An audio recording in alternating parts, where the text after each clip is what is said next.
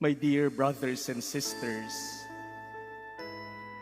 after Saul, the first king of Israel, displeased the Lord because Saul did not obey the orders of the Lord instructed Samuel to go to Bethlehem to anoint the new king of Israel chosen by the Lord. And in our first reading today, we have seen how Samuel, using his own standards, failed several times in identifying who among the sons of Jesse was chosen by God to succeed King Saul. Until God himself pointed out to Samuel his choice, the youngest of the sons of Jesse, David. Not even Jesse thought that David was the one chosen by God. Ni hindi sumagi sa isip ng kanyang ama na si David pala ang pinili ng Diyos. And so, Samuel and even Jesse learned an important lesson that day.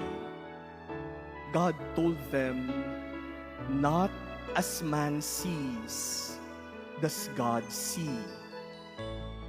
Man sees the appearance, but God looks in the heart.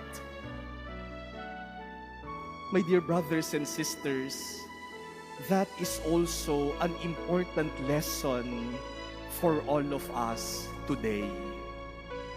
Iba ang pananaw ng Diyos at iba ang nakikita nating mga tao. God uses a different standard, a standard so different from worldly and human standards. That is even obvious in our gospel today when Jesus had an argument with the scribes and Pharisees about Sabbath law. God works on a different plane. And so we have to understand that when we make decisions, when we make choices, when options are presented before us, let us not depend on human standards alone. Let us not rely simply on what we think, because oftentimes what we think and our standards are limited and are prone to error and mistake. Huwag lamang umasa sa ano ba yung tingin ko, ano ba yung pamantayan ko. Kasi yung tingin natin at pamantayan natin, limitado lang at madalas nagkakamali. When we are made to choose or in making decisions, let us not even rely on what others think. Minsan tatanungin natin, ano ba ang tingin mo? Ano kaya ang pipiliin ko? Ano kaya ang desisyon na gagawin ko?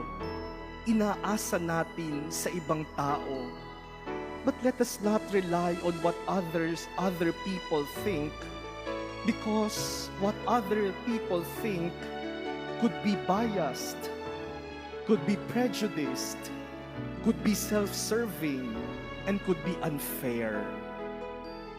When we are made to choose, when options are presented before us, when we are making decisions, let us use only the standards of God. Let us ask God to enlighten our minds so that we may see the choice He has already made for us. Because that is what discernment is all about. It is not about making my choice. It is about identifying the choice that God has already made for me.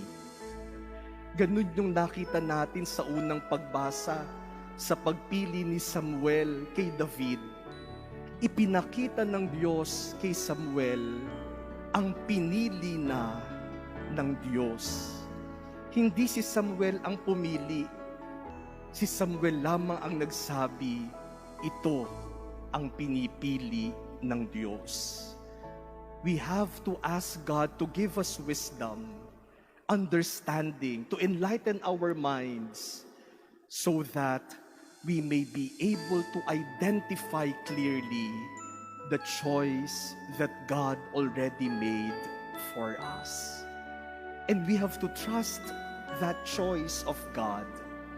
We have to trust the standards of God.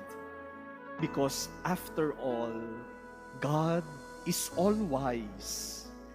God is wisdom Himself. God knows better than we do. My dear brothers and sisters, it has often been asked, which should we follow? Our head or our heart? The Lord tells us today, follow your faith. Madalas nating tinatanong yan, ano ba ang susundin ko? Yung sinasabi ng isip ko o yung sinasabi ng puso ko? Ang sabi ng Diyos, sundin mo ang iyong pananampalataya. Follow your faith. Because in faith, our head, our heart, and God meet.